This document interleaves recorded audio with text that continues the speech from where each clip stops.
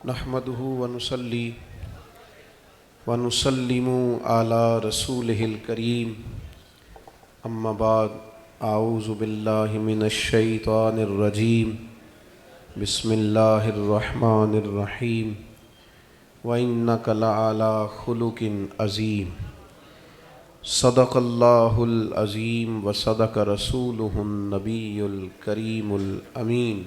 दुरूद पाक पढ़िए। सलातु वस्सलामु अलैका या रसूल अल्लाह व अला आलिका व अस्हाबिका या हबीब अल्लाह। अस्सलातु वस्सलामु अलैका या नबी अल्लाह व अला आलिका व अस्हाबिका या नूर। हम्दो सलात के बाद इंतहाई खूबसूरत आपकी महफ़िल पाक और बड़ी तादाद में महबूब करीम अलैहिस्सलाम के ग़ुलामों का यहाँ जमा होना, अल्लाह ताला इस महफ़िल को हम सब के लिए बाइस खैर व बरकत फ़रमाए। बिलखुसूस हमारे जिन भाइयों ने बड़ी जद्दोजहद की, वहाँ कई दफ़ा मेरे पास तशरीफ़ लाए, अल्लाह ताला इनको बेहतरीन सिला अता करे, इनकी कोशिश को अपनी बारगाह में मकबूल फ़रमाए। किसी को मैंने डांटा हो तो उससे माज़रत ख़्वाह हूँ, लेकिन ये है कि असूल ही होते हैं। आप एक चीज़ तय कर लें कि कुरान मजीद पढ़ा जा रहा है, अब कोई भी आए, आ जाएगा जो आएगा, उसमें क्या है। अल्लाह ताला आपको सलामत रखे, चीज़ों को समझें। देखें, इबलाग का, तबलीग का मकसूद क्या होता है? उसका मकसूद तरबियत है। हमें तरबियत लेनी चाहिए। फिर आप माशाल्लाह जितनी बड़ी तादाद में आप लोग आए हैं, मैं सबसे एक एक से मुलाकात नहीं कर सकता। आप बात को समझें, वो उसके लिए एक वक्त दरकार है, उसके लिए एक बंदोबस्त दरकार है। मुंतज़िमीन का भी यही कहना होता है और हालात का तकाज़ा भी यही होता है। फिर मेरे जैसे जो लोग होते हैं, उन्होंने तो एक जगह पे तो जाना नहीं होता, तो एक जगह पे होते हैं तो दूसरी जगह से फ़ोन आ भी रहे होते हैं कि आप कहाँ पहुँच गए। तो ये मसाइल होते हैं। आप दौड़ धूप करेंगे या भागेंगे तो उसमें दूसरों को तकलीफ़ होती है। मैं एक दफ़ा दाता साहब रहमतुल्लाह अलैह हाज़िर हो गया था, तो वहाँ बड़े सारे लोग उठ गए, शोर हुआ, कुछ लोग कुरान पाक पढ़ रहे थे। वो मेरे दिल से बोझ नहीं गया अभी तक कि यार मैंने लोगों की इबादत में दखल अंदाज़ी की। अल्लाह आपको सलामत रखे। करते आप प्यार से ही हैं, पर चलो प्यार भी अगर प्यार से कर लिया जाए तो ज़्यादा अच्छा है। प्यार भी अगर प्यार से कर लिया जाए। आप नाराज़ तो नहीं हैं आप लोग? कुछ बंदे हैं जी, नहीं हाँ ना की थी पक्के, बल्कि घूर रहे हैं उल्टा ज़ोर। आप हंसे हैं तो मुझे उसका भी अजर हुआ है। अल्लाह आपको बरकत दे। चंद एक बातें आपसे अर्ज़ करनी है। बस मैं सिर्फ़ इस बात पे थोड़ा सा अर्ज़ करता हूँ कि हमें उसूलों को समझ लेना चाहिए और उसकी रोशनी के अंदर ही हमें मामलात को देखना चाहिए। कभी मैं तो कहता हूँ हुजूर की नात भी हो रही हो तो पीर साहब आएंगे तो इंशाल्लाह बैठ ही जाएंगे। कि क्या होता है पीर साहब को, या पीर साहब को इतना शौक़ था। खैंच लीजिए, आप तशरीफ़ रखें। अब कोई दोस्त मोबाइल लेके खड़ा ना हो जी, जो पीछे बैठे होते हैं उनको बेचारों को परेशानी होती है कि आगे क्यों कोई खड़ा हुआ। तो पीर साहब आए हैं तो इंशाल्लाह वो बैठ जाएंगे। अगर उन्होंने शौक़ सी तो फिर टाइम ना ला जाते यहाँ पे, तो ये ठीक नहीं है चीज़ें। अल्लाह ताला सलामती। और वैसे भी वो मेहमान खुसूसी होते हैं जो इंतज़ार करते हैं। तो हम तो आम लोग हैं, आपके बीच में से हैं। अल्लाह ताला आपको जज़ाए खैर अता फ़रमाए। अरे कब से बैठे हैं? ओ अल्लाह आपको सलामत रखे, अल्लाह आपको जज़ाए खैर अता फ़रमाए, अल्लाह ताला आपको बरकत अता फ़रमाए। ये आपकी मोहब्बत है, वरना मन आनम के मन दानम, मैं तो जो हूँ मुझे उसका पता ही है। अल्लाह आपको सलामती अता करे। मैं भी कल मेरा सारा दिन हॉस्पिटल में गुजरा है, मेरी तबीयत ठीक नहीं थी। इसलिए गया था कि दोस्त बड़े प्यार से आते हैं और दूर दूर से आते हैं, तो फिर उनको मायूसी होती है। यानी इस गल का मतलब है जे तुसी भी प्यार कर दो तो मैं भी बड़ा करना, ये माना है इस बात का। अल्लाह आपको जज़ाए खैर दे। दो चार बातें अर्ज़ करनी है। अज़ीज़ दोस्तों, हमारे यहाँ ना اخلاق کا معنی لوگوں نے صرف سمجھ لیا ہے ہنس کے بولنا ہی اخلاق ہے، اور صرف میٹھا بولنا ہی اخلاق ہے، حالانکہ میٹھا تو بعض اوقات لوگ اپنے مطلب کے لیے بھی بولتے ہیں۔ اخلاق کہتے ہیں انسان کی عادات کو، اس کے باطنی اوصاف کو سنور جانے کو اخلاق کہا جاتا ہے۔ جب آپ کی عادات سنور جاتی ہیں نا، یعنی میٹھا بولنا بھی اخلاق ہے، لیکن سچ بولنا اس سے بڑا اخلاق ہے۔ جب انسان کی عادات جب ہماری عادات ٹھیک نہیں نہ ہوتی تو ہمیں خود بھی اس کی تکلیف ہوتی ہے۔ میں نے بہت سارے لوگوں کو دیکھا ہے، لوگوں کا خیال ہوتا ہے بڑا غصے والا بندہ ہے، لیکن میں ان بیچاروں کو جانتا ہوں، غصہ ان کو آتا ہے پر وہ خود بھی اپنی اس عادت سے تنگ ہوتے ہیں۔ کئی دفعہ کہتے ہیں جناب مجھے بڑا غصہ آتا ہے، اور پھر بزرگوں کے سامنے بات کر لیتا ہوں تو پریشان ہوتا ہوں، کوئی وظیفہ بتائیں میرا غصہ ختم ہو۔ ہماری جب عادات خراب ہوتی ہیں یا کہیں گڑبڑ ہوتی ہیں تو اس کی ہمیں خود بھی تکلیف ہوتی ہے۔ یہ مت سمجھا کریں کہ اس آدمی کی عادت بگڑی ہوئی ہے تو یہ سکون میں ہے۔ بے صبر آدمی، غصے والا آدمی، حریص آدمی، لالچی آدمی، جھوٹ بولنے والا آدمی، یہ لوگ خود بھی اپنی عادات سے پریشان ہوتے ہیں۔ اور پھر سب سے زیادہ تکلیف ان لوگوں کو ہوتی ہے جو ان کے زیادہ قریب رہتے ہیں۔ مثلا جھوٹ بولنے والے آدمی سے سب سے زیادہ پریشان اس کے ماں باپ ہوتے ہیں۔ اگر آپ ناراض نہ ہوں تو جھوٹ بولنے والے آدمی سے سب سے زیادہ پریشان اس کی اہلیہ ہوتی ہے۔ وہ کہتی ہے کہ تو مجھے سچ بتایا کر، جدھر جاتا ہے اسی کا نام لیا کر۔ سب سے زیادہ تکلیف قریبی لوگوں کو ہوتی ہے۔ میاں بیوی کا رشتہ پیسوں سے نہیں کھڑا ہوتا، اعتماد سے کھڑا ہوتا ہے۔ اخلاقی رویے جب ہمارے جیسے جیسے بگڑتے ہیں، جیسے جیسے خراب ہوتے ہیں، ویسے ویسے ہم بھی تکلیف میں آتے ہیں اور ہمارے قریبی لوگ بھی تکلیف میں آتے ہیں۔ کرنا کیا ہے ہمیں اپنے اخلاق کو اس لیے سنوارنا ہے کہ ہمیں اللہ تعالیٰ نے خلق عظیم والے رسول کا غلام بنایا صلی اللہ تعالیٰ علیہ وسلم۔ اللہ کریم نے فرمایا وَإِنَّكَ لَعَلَىٰ خُلُقٍ عظیم، اے محبوب بے شک آپ عظیم اخلاق پر ہیں۔ اعلیٰ ترین اخلاق اللہ تعالیٰ نے نبی پاک علیہ السلام کو دیے۔ ایسا نہیں ہے کہ جو بات اعلیٰ تھی وہ حضور نے کی، بلکہ محبوب نے وہ بات کی ہے کہ اس سے اعلیٰ بات مزید ہو سکتی ہی نہیں۔ یہ نہیں کہ صرف اچھی بات کی، حضور نے اتنی اچھی بات کی ہے کہ اس سے مزید اچھی بات ہو سکتی۔ بات کی سمجھ آ رہی ہے آپ حضرات؟ ہمیں اپنے اخلاق کے سنوارنے پر خاص توجہ دینی ہے۔ وہ کہاں سے شروع ہوتا ہے؟ وہ آپ کہیں سے بھی سٹارٹ کر لیں۔ سب سے پہلا اور سب سے بنیادی کام یہ ہے کہ سوچیں کبھی بری نہ رکھیں۔ انسان دنیا میں جتنے بھی اعمال کرتا ہے سوچ کی بنیاد پر کرتا ہے۔ اس لیے بخاری کی پہلی حدیث ہے کہ اعمال کا دار و مدار نیتوں پر۔ آپ کی سوچیں ہمیشہ مثبت ہونی چاہیے۔ انسان اپنی سوچوں کی بنیاد پر عمل کرتا ہے۔ آپ کا کسی بندے کے بارے میں خیال ہو جائے نا دنیا دار ہے، دھوکے باز ہے، فراڈیا ہے، تو آپ اسی نقطہ نظر سے اسے ٹریٹ کریں گے۔ آپ کی ملاقات کے وقت اس بندے کے بارے میں وہی رویہ آپ کا ہوگا، لیکن اگر آپ کا خیال ہونا یار انسان ہے، غلطی ہو ہی جاتی ہے، اسے بہتر کرنا ہے، اچھی سوچ سے آپ ملیں گے تو آپ کو اس بندے سے مل کے تسلی حاصل ہوگی۔ اس بات کو آپ نے سمجھنا ہے۔ اچھی سوچیں۔ ہمارے ہاں یہ ہوتا ہے بدگمانیاں بڑی ہیں۔ کسی بھی شعبے کو آپ کھول لیں، لوگوں سے پوچھ لیں پولیس والے کس طرح کے ہوتے ہیں،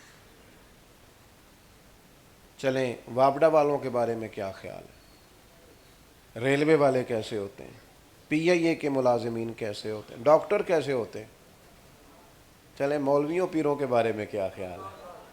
دیکھیں آپ سب سے زیادہ ہماری باری سے ہیں۔ یعنی کسی بھی ایک شعبے کے بارے میں ہمارا رویہ مثبت نہیں۔ کیوں؟ اس لیے کہ مزاج بنا دیا گیا ہے۔ پورے وطن میں اس طرح کا ماحول بنایا گیا ہے کہ سب ایک دوسرے سے دور ہیں۔ ہر طبقہ ایک دوسرے سے دور ہے. ابھی بچی بیچاری 7-8 سال کی ہوتی ہے تو اس کی اماں اسے کہہ رہی ہوتی ہے جدو تو جائیں گی نا ساس کو طلاق بتا جائے گا. تو اس بیچاری کو تو 8 سال کی عمر میں آپ نے بتایا ہے کہ ساس کسی خوفناک چیز کا نام ہے. پھر آپ کیا توقع کرتے ہیں کہ وہ محبت کرے گی جا کے؟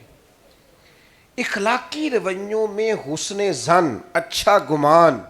ادھر دیکھو میرے دوستو، مسلم میں حدیث ہے، نبی پاک علیہ السلام نے فرمایا حسن ظن رکھنا یعنی اچھا سوچنا بھی اچھی عبادت ہے.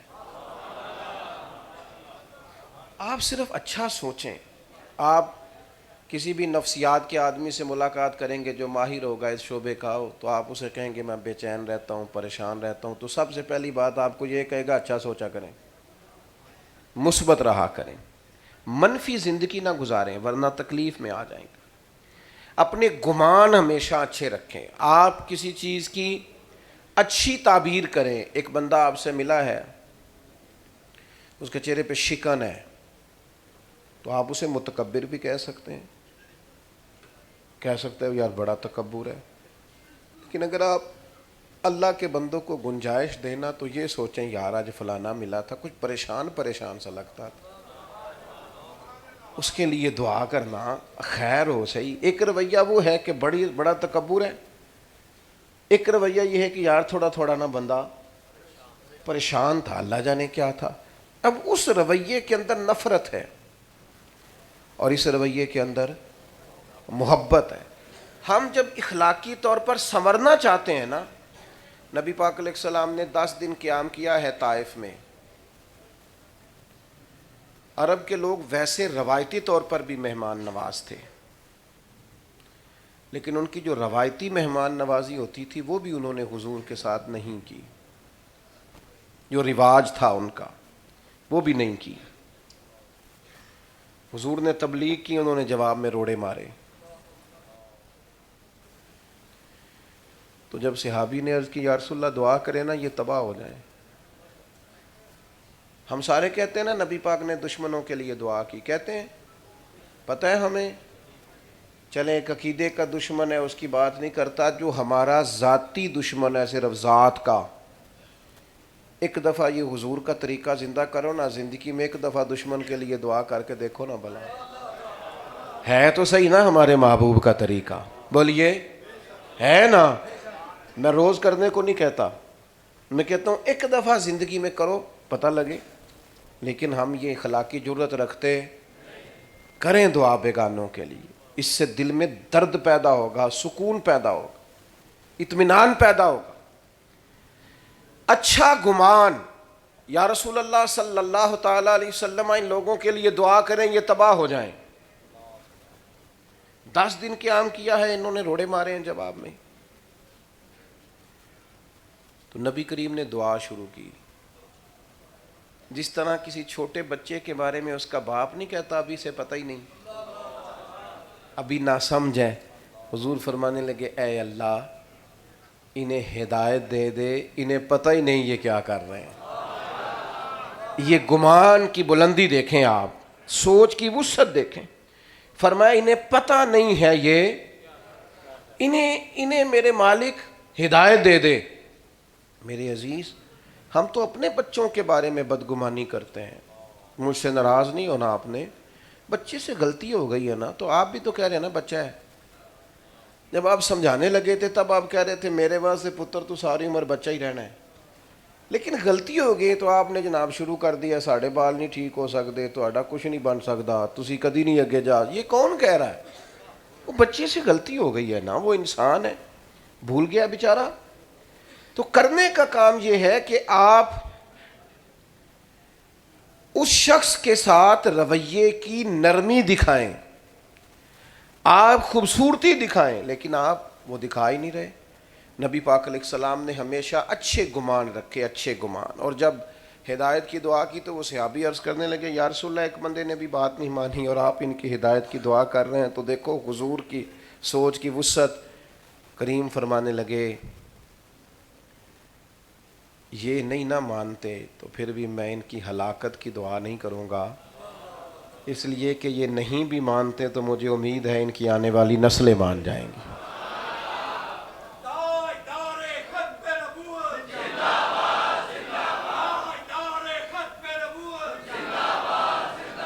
آپ کو سمجھ آ رہی ہے میری بات کی؟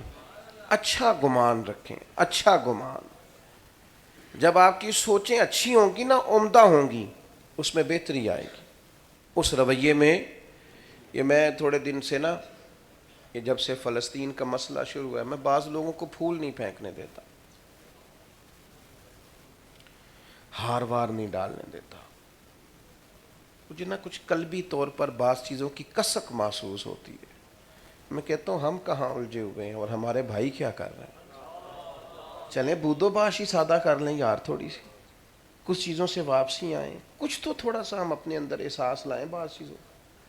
لیکن کوئی ایسی چیز، وہ جو حضور نے فرمایا تھا مومن جسم کی طرح ہے، ایک حصے کو تکلیف ہوتی ہے تو باقی سارا بھی. لیکن وہ تکلیف ہم تو کبھی خبروں میں محسوس کرتے ہیں، آ جائے تو آ جائے، پھر سن لی تو پھر اپنے کام. وہی ہمارے مزاج. اچھے گمان، اچھی سوچیں، نظریاتی طور پر اپنے آپ کو طاقتور کریں. اگر آپ گمان اچھا نہیں کریں گے، اچھا گمان ہمارا ہوتا ہے ایسا ہی، پر وہ زیادہ ہی کوئی اپنا ہو نا جس سے پیار ہو. پھر یعنی بیٹی سے غلطی ہو گئی ہے، اس کے سسرال سے شکایت آئی ہے، کسی تو کوئی کام بھی نہیں کرنا آتا، چائے تک ٹھیک نہیں بناتی، تو اب اس کے بارے میں اچھا گمان دے رہے ہیں ابا جی بھی اور اماں جی بھی، کہہ رہے ہیں چھوٹی بچی ہے انشاءاللہ سیکھتے سیکھتے. تو مہربانی کرو نا یہ فتویٰ بہو کے حق میں بھی دے دو، یہ والا گمان بہو کے حق میں. اسے تو کہتے ہو تیری اماں سکھا کے نکلیا. یہ جو آپ فرمان جاری کر رہے ہیں اپنی بیٹی کے حق میں کہ بیٹی ہے سیکھتے سیکھتے، تو یہ والا فرمان بہو کے حق میں بھی جاری کریں. جب آپ کا داماد، آپ کا بیٹا لڑائی کرتا ہے بہو کے ساتھ، تو آپ بہو کو کہتے ہیں پتر آپ تھوڑی احتیاط کیا کریں، تیرا خامند ہے. تو یہ والے دو جملے بیٹی سے بھی بولو، داماد کے حق میں بھی تھوڑی سی گواہی دو تاکہ معاملات. لیکن ہمارا گمان اگر کہیں ہے پہلے تو اچھا ہے نہیں، اور اگر ہے تو پھر صرف اپنے قریبی. دوسرا اخلاق جو ہم نے سیکھنا ہے، جس کی ہمیں بڑی ضرورت ہے، کسی بندے سے بھی اختلاف کرے نا، اختلاف فروع میں ہو جانا، رائے میں ہو جانا، یہ بری بات نہیں. امام احمد بن حنبل کا امام شافعی سے، ان کا امام مالک سے، ان کا امام اعظم سے، بزرگوں کا رہا فروع میں، عقیدے سب کے ٹھیک تھے. کسی جگہ رائے کا اختلاف ہو جانا کوئی بری چیز نہیں، لیکن اسے ضد بنا لینا. صبح گھر میں کیا پکانا ہے اس پر اتفاق ہو جاتا ہے، تو کا ضد پال لیں بچوں سے. بچہ کہہ رہا ہے کہ نہیں میں نے نہیں کھانی آلو گوبھی جو آپ پکا رہے ہیں، تو آپ ضد کریں گے اس کے ساتھ، رٹا کریں گے. بلکہ اس کی اماں تو چپکے سے اسے پیسے دیتی ہے، پتر چپ کر لڑائی نہ پا، تو باہروں کچھ کھا لے.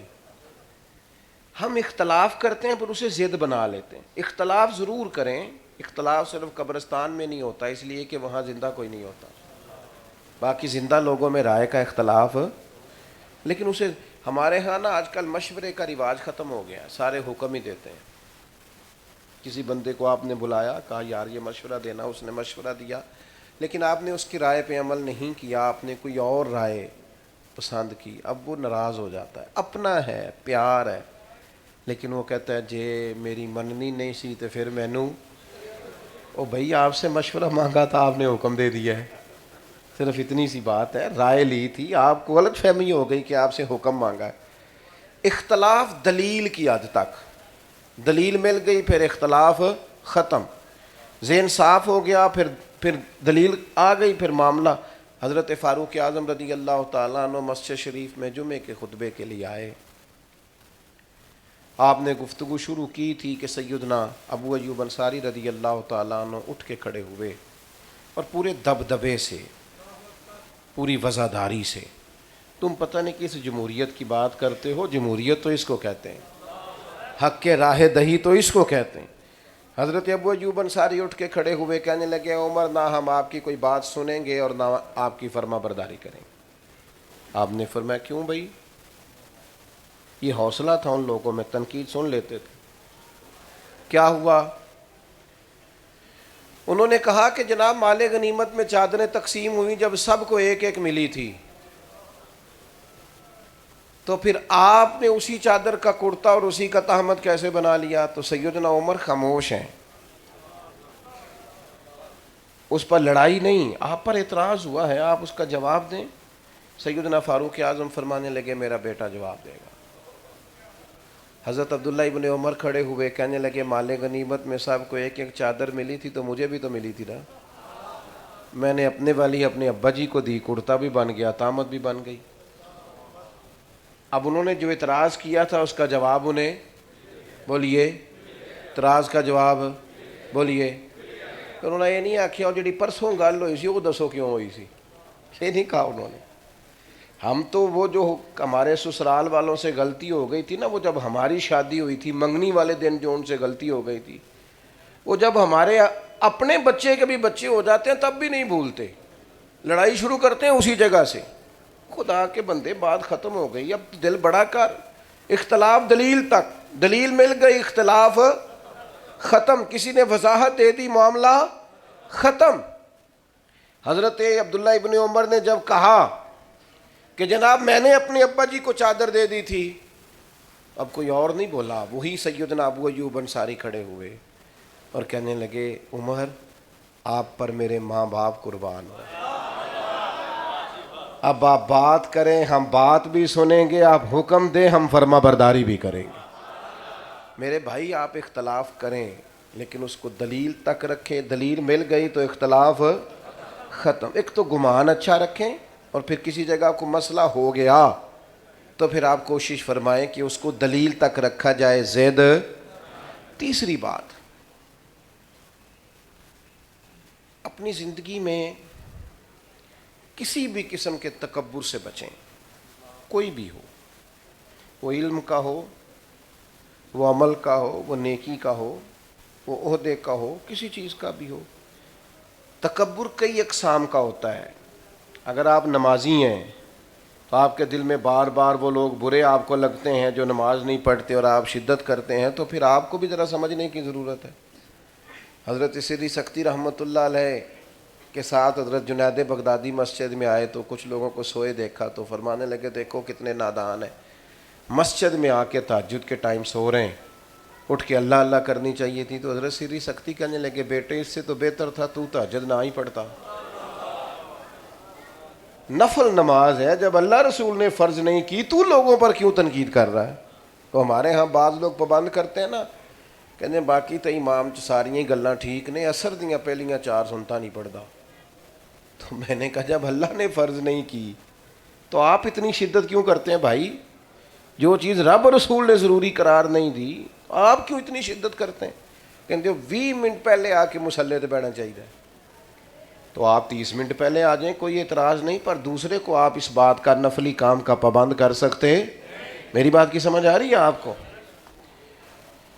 تو ہم کیا کرتے ہیں، ہم کسی نہ کسی مقام پر کسی نہ کسی جگہ خود پسندی کا شکار ہو جاتے ہیں۔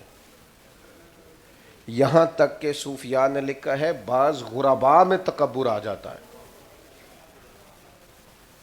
غریب آدمی ہے، وہ مالی وسعت نہیں، لیکن وہ بھی بعض لوگوں کو گناہ گار سمجھنے لگ جاتا ہے۔ بعض امیروں کے بارے میں اس کا خیال ہوتا ہے شاید انہوں نے دھوکہ کر کے پیسے کمائے۔ فرماتے ہیں یہ کسی جگہ بھی جڑ پکڑ لیتا ہے، علم کے ساتھ تکبر آتا ہے۔ امام غزالی کہتے ہیں کہ بعض لوگ ایسے ہوتے ہیں کہ ابھی پڑھائی شروع کرتے ہیں تو انہیں بڑے لوگوں کی چیزیں غلط نظر آنی شروع ہو جاتی ہیں۔ بڑے لوگوں، ایسا نہیں ہے بھائی، آپ زمین پہ رہیں، آپ لوگوں سے پیار کریں، آپ اللہ کے بندے بن کے زندگی گزاریں۔ سب سے بڑا ٹائٹل بندہ مومن کے لیے یہ ہے کہ وعباد الرحمن، اور عباد الرحمن کون ہوتے ہیں؟ وعباد الرحمن الذین یمشون علی الارض ہونا، رحمان کے بندے وہ ہیں جو زمین پر عاجزی کے ساتھ چلتے ہیں، جن کے مزاج میں عاجزی ہوتی، انکساری۔ آج کل جس بندے کے پاس ڈرائیور رکھنے کے پیسے ہوتے ہیں نا، وہ بیچارہ بڑا پریشان ہو جاتا ہے۔ اس کا خیال ہوتا ہے چونکہ ڈرائیور میں نے رکھا ہے تو اب نہ میری گاڑی کا دروازہ بھی ڈرائیور کو ہی کھولنا چاہیے۔ میں نے بعض ایسے کمزور لوگ دیکھے ہیں کہ ڈرائیور پہلے دروازہ کھول کے بٹھاتا ہے، پھر ادھر سے آ کے اپنی گاڑی میں بیٹھتا ہے، پھر کہیں اترتا ہے تو پھر دروازہ کھولتا ہے، پھر اس کا آ کے کھولتا ہے۔ او بھائی کیا ہو گیا تجھے؟ اتنا کو کام تو خود بھی کر سکتا ہے، لیکن یہ مفت کا اپنے اندر چیزیں پیدا کر لینا، دیکھو اللہ تعالیٰ نے ہمارے کریم رسول کو شان دی تو اتنی دی کہ بعد از خدا بزرگ توئی قصہ مختصر، اتنی بڑی عظمت عطا کی اللہ تعالیٰ نے. لیکن صحابہ فرماتے ہیں کہ نبی پاک اگر ہم مسجد نبی کی اینٹیں اٹھا کے لا رہے تھے نا، مسجد تعمیر ہو رہی تھی، سنو نا یار، یہ پیر صاحب بھی سنے، مفتی صاحب بھی سنے، ڈاکٹر صاحب بھی سنے، پروفیسر صاحب بھی سنے، ٹیچر صاحب بھی سنے، سب سنے، سب کو پتہ ہے اس بات کا. صحابہ فرماتے ہیں مسجد تعمیر ہو رہی تھی تو ہم اینٹیں اٹھا کے لا رہے تھے تو مدینے والے محبوب بھی اینٹیں اٹھا کے لا رہے. لگے جو مزدور شاہ ایسا، نہ دھن نہ دولت سربراہ ایسا، عرش نشیں کا زمین پہ گھر ہے، میرا پیغمبر عظیم تر ہے. اسیر دشمن کی چاہ میں بھی، مخالفوں کی نگاہ میں بھی، اسیر دشمن کی چاہ میں بھی اور مخالفوں کی نگاہ میں بھی، مخالفوں کی نگاہ میں بھی امی ہے، صادق ہے، معتبر ہے، میرا پیغمبر عظیم تر ہے.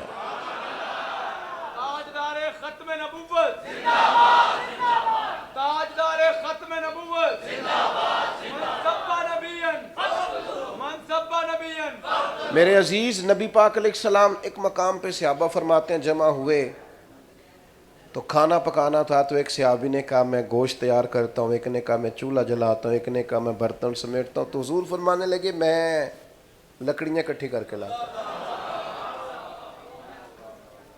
میں لکڑیاں اکٹھی کر کے لاتا ہوں، آگ بھی تو جلانی ہے نا.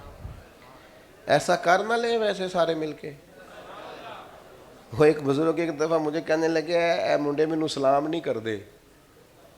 میں نے کہا یہ تو اعتراض ہی نہیں، اعتراض تو یہ بن سکتا ہے کہ یہ میری سلام کا جواب نہیں دیتے.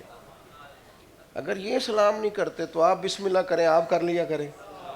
اگر یہ جواب نہ دیں تو پھر اس میں اعتراض. لیکن یہ کیا بات ہوئی کہ سارے مجھے ہی سلام کریں کیونکہ میں پیر صاحب ہوں، میں علامہ صاحب ہوں، میں بزرگ صاحب ہوں؟ یہ کیوں آپ نے فرض کر لیا بلا وجہ؟ آپ نارمل زندگی گزاریں روٹین میں، اس میں بہتری رہے گی، آسان رہتا ہے بندہ. یہ جو لوگ پروٹوکول کے عادی ہو جاتے ہیں نا، یہ پروٹوکول دینے والے پریشان نہیں ہوتے، لینے والے زیادہ پریشان ہوتے. آپ کو کیا بتائیں، بندے کی کوئی پرسنل لائف ہی نہیں رہتی، وہ تو کوئی کام ہی نہیں بیچارہ کر سکتا، ادھر ادھر بھی نہیں جا سکتا کچھ لینے دینے، ایک قیدیوں جیسی زندگی گزارتا ہے. اللہ تعالیٰ اپنا فضل فرمائے اور رحمت کرے سب پر. تو اپنے مزاج میں عاجزی، انکساری. ایک شام سے ایک شخص حضور سے ملنے آئے. غریب آدمی نا بیچارہ ڈرتا بڑا ہے، کیونکہ بندے کے پاس گاڑی نہ ہو تو پھر گاڑی میں بیٹھنے کا طریقہ بھی نہیں ہوتا. جدے گھر دانے وہ دے کملے بھی سیانے. تو بیچارہ ڈر رہا تھا، سہم رہا تھا. مسجد نبی میں آیا تو نبی کریم نے فرمایا ڈرتے کیوں ہو؟ آپ کی توجہ ہے میری بات پر؟ بس میں سمیٹنے لگا ہوں بڑی جلدی بات. ڈرتے کیوں ہو، سہمے ہوئے کیوں ہو؟ تو کہنے لگا یا رسول اللہ میں مدینے کی حکومت کے سربراہ کے پاس آیا ہوں، ڈر لگتا ہے کوئی ایسی بات نہ ہو جائے. دیکھو بات کہاں کی تھی، حضور کہاں پہنچ گئے. کریم کی آنکھوں میں آنسو چھلکے اور حضور فرمانے لگے تو کسی بادشاہ کے پاس نہیں آیا. یہ دیکھو حضور کو کہاں کہاں اپنی اماں کی یاد آئی. حضور اپنی والدہ کو یاد کرنے لگے. کریم فرمانے لگے تو اس بیٹے کے پاس آیا ہے جس کی ماں گوشت کے خشک ٹکڑے کھا کے بھی گزارا کر لیتی تھی، خشک ٹکڑے کھا کے بھی گزارا کر لیتی تھی. میرے بھائی یاد رکھنا اپنی دیکھو نا، وہ کسی نے کہا تھا اب تو گاؤں سے آ کر پڑھنے والے بھول ہی گئے کس کی ماں نے کتنا زیور بیچا تھا. اب تو بھول گئے لوگ، اب یاد ہی نہیں رکھتے کہ وہ کیا تھے. تو کبھی بھی تکبر کا شکار نہ ہو. ہمارے ہاں بعض پڑھے لکھے نوجوانوں میں یہ غلط فہمی ہوتی ہے. ایک دفعہ میں سفر کر رہا تھا، فلائٹ میں تھے ہم لوگ، عمرے کی فلائٹ تھی. تو ایک بزرگ بیچارے آئے. سارے لوگ نہیں ٹریول کرتے زیادہ، کچھ عمرے والے بیچارے کمیٹیاں ڈال کے بھی جاتے ہیں. محبت والے لوگ ہوتے ہیں بڑی مشکل سے پیسہ کر کے جمع کرتے ہیں. بڑی امید ہے سرکار قدموں میں بلائے, اور کرم کی جب نظر ہوگی, کرم کی جب نظر ہوگی مدینے ہم بھی جائیں گے. اور یہ دیکھو شاہ کا انداز ہے نا بات کرنے کا, کہتے ہیں نہیں نا ہماری کوئی سنتا تو نہ سنے, بڑی امید ہے سرکار قدموں میں بلائیں گے, کرم کی جب نظر ہوگی مدینے. اور اگر جانا مدینے میں ہوا ہم غم کے ماروں کا, تو مکینے گنبد خضرا کو حال دل سنائیں گے. حضور کی بارگاہ میں عرض کریں کہ نہیں کوئی سنتا تو نہ سنائیں گے نا. حال دل اور روزے دے دوالے نے غلامہ دیاں ٹولیاں, اب ایکھو نا ایک پیا سندا ہے کروڑاں دیاں بولیاں. وہ میرے بالکل آگے ایک بابا جی تھے, ایک دفعہ تو وہ کاپی سے دیکھ کے سلام پڑھ رہے تھے,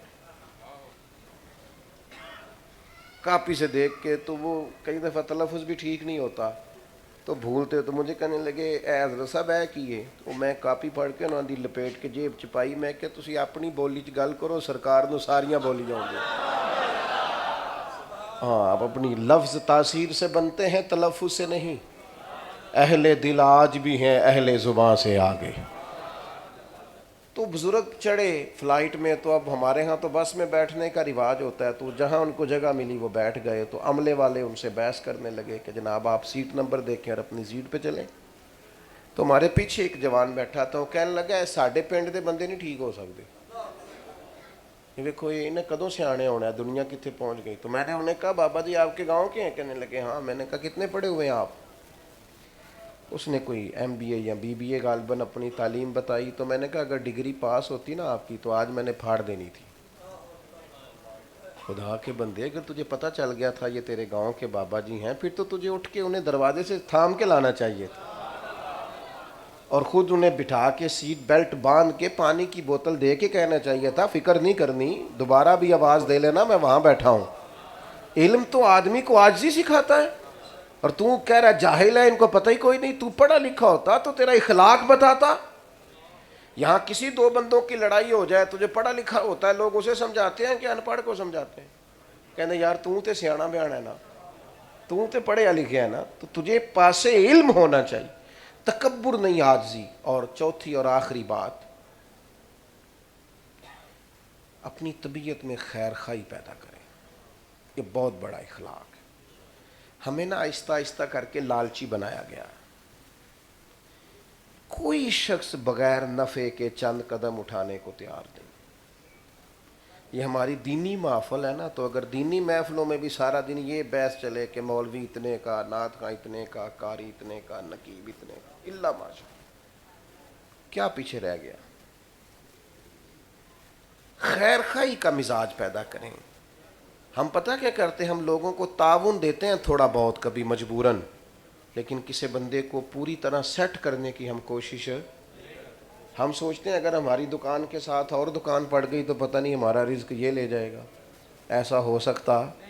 یہ نہیں ہو سکتا. لوگوں کو مضبوط کریں, انہیں سیٹ کرنے کی کوشش کریں, ان کے مزاج کے. نبی کریم علیہ السلام نے کیا کیا؟ حضرت عمر کیا کہا کرتے تھے؟ فرماتے تھے میں تو اونٹ چراتا تھا. یہ دیکھو کریم کا کرم ہے کہ 24 لاکھ مربع میل کی حکومت چلانے کے قابل کر دیا. کس نے ذروں کو اٹھایا اور صحرا کر دیا, قطروں کو ملایا اور دریا کر دیا. کسی کو مضبوط کریں, کسی کو طاقتور کریں, کسی اسٹوڈنٹ کی فیس آپ بھریں. لوگوں کو امداد دے دے کے انہیں بھکاری نہ بنائیں, ہر وقت لینے والا نہ بنائیں, بلکہ انہیں کہیں کہ طاقتور بنو. امام مالک سے امام اعظم نے ان کی والدہ سے کہا تھا میں تیرے گھر کا خرچہ دوں گا, بیٹے کو پڑھا. لوگوں کو مضبوط کرنا ہے ہم نے. ہم صرف اور صرف امداد باہمی کے قائل ہیں, اور وہ بھی چند سکوں کی حد تک. آپ اپنی مزاج کے اندر خیر خواہی لائیں, کسی کا بھلا کرنے کی کوشش کریں. آپ یقین کریں ایک بندے کا کھانا دو بھی کھا سکتے ہیں, شرط یہ ہے کہ دل میں گنجائش ہو. دو کا کھانا تین بھی کھا سکتے ہیں, شرط یہ ہے کہ دل میں.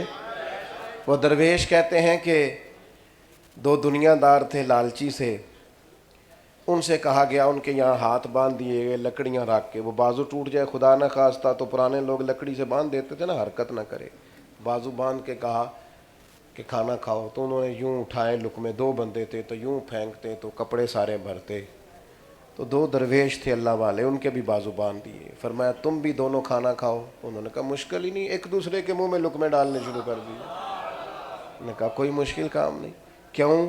اس لیے کہ جب آپ کسی کا بھلا کریں گے تو اس سے کبھی بھی نقصان نہیں ہوگا، خیر خواہی کا مزاج۔ میرا نالائق بچہ اگر نہیں پڑھتا اور میں نے بڑی جدوجہد کر لی ہے اور گلی میں کسی غریب کا بچہ لائق ہے، تھوڑا سا اس کی فیس کا بوجھ نہ اٹھا لیں، اسے تیار نہ کر دیں، کوئی ایسا ماحول نہ بنائیں کہ جس سے لوگ مضبوط ہونے شروع ہو جائیں۔